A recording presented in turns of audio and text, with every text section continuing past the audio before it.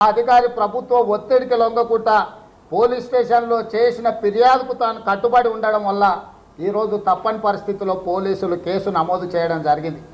Case నమోదు చేసినప్పుడు నేర తీవ్రతను బట్టి సెక్షన్స్ పెట్టాలి. మనకు కావలసిన వాడు ఉన్నాడు కాబట్టి బలహీనమైన సెక్షన్స్ పెట్టి స్టేషన్ బెయిల్ ఇచ్చే విధంగా నిబంధనలు లేకపోతే కేసులో పెట్టడం అనేది తగదు. ఇక్కడే ముఖ్యమంత్రి కార్యాలయం జోక్యం ఉన్నదని స్పష్టమవుతున్నది. ఒక అధికారిని బహిరంగంగా ఒక మహిళను ఎవరైనా ఈ రకంగా అవమానించే విధంగా అభ్యంతరకరంగా వ్యవహరించినప్పుడు నిర్భయ చట్టాన్ని పెట్టాలని పార్లమెంట్లో చట్టాన్ని అమెండ్ చేయడం జరిగింది.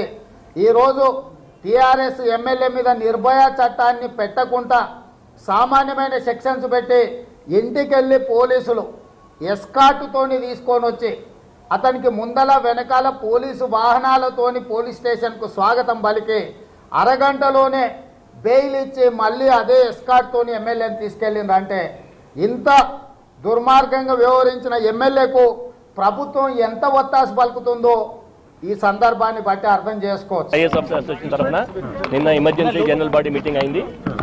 ఆ మీటింగ్లో ముఖ్యంగా ఈ ఇన్సిడెంట్ మహబూబాద్ జరిగిన ఇన్సిడెంట్ ఖండించాము, అందరూ స్ట్రాంగ్లీ కండెమ్ చేశాము.